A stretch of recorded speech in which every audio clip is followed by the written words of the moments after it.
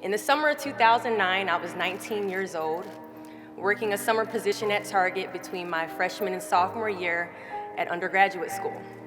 I was working in the women's clothing department, and I noticed a lady staring at me from across the aisle. I figured she probably had a few screws loose, so I attempted to ignore her very intense stares.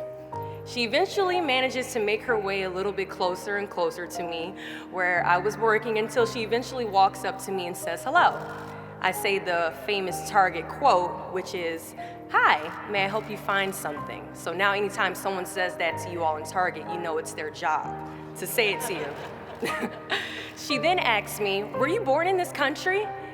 And I was immediately offended. And I said, "Yeah, I was born in this country." And then she says, "Do you have any kids?" I said, "No, I don't have any kids." She then asked me if I was married, and then I said, "No, ma'am, I am not married." She says, "How old are you?" I said, 19. "May I help you find something?"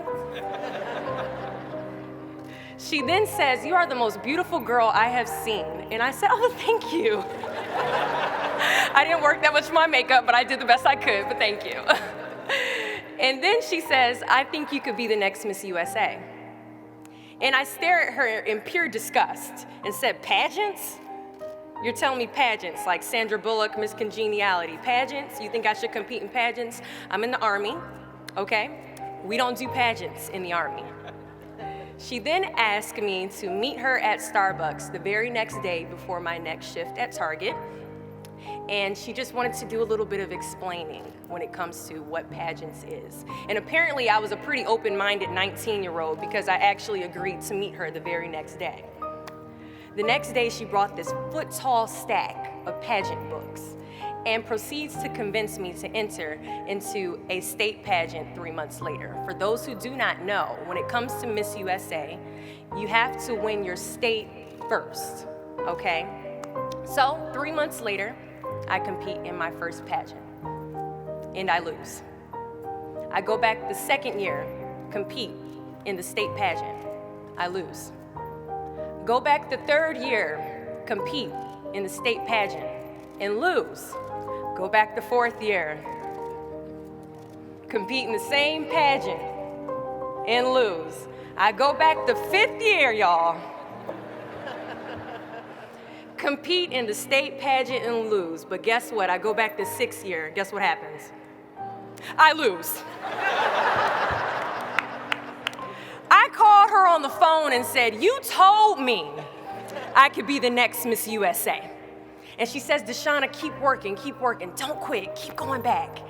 And in June of 2015, she passes away from leukemia. 6 months later, in December 2015, I win Miss District of Columbia, USA.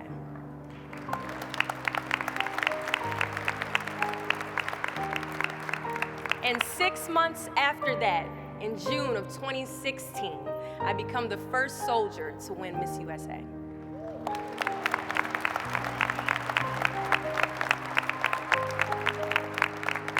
And you all already know where I'm going with this. At times, our purpose drops in our laps as if the heavens threw it by accident. I ask only one thing of you all today after you leave this building, after accomplishing an amazing goal. Do not fear failure, but please be terrified of regret. As giving up is the birth of regret. After you walk out this door, you will receive 100 doors shut, slam in your face. You will have 100 moments that will be filled with someone telling you no, or telling you, "Thank you for your application, but we regret to inform you that we've chosen a different candidate for this job." You will sit in 100 different interviews and you will not get the job. The reality of life is that we will all hear more no's than we hear yeses. And we will fail a lot, and I mean a whole lot. But what I ask of you today is to not take no for an answer. Don't be afraid of no's. Be afraid of the possibility of a yes that you have prematurely destroyed because you decided to quit before the clock strikes 12.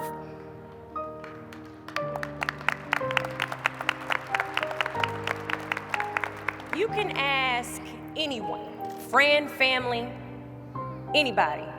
I love a good no. Please tell me no.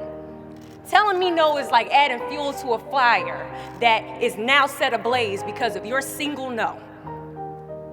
I love additional reasons to work harder. Please give me a reason. So today I challenge you to fight, to work, to not stop here, to believe so heavily in your aspirations that you too will not fear the word no, but instead you will choose to welcome it.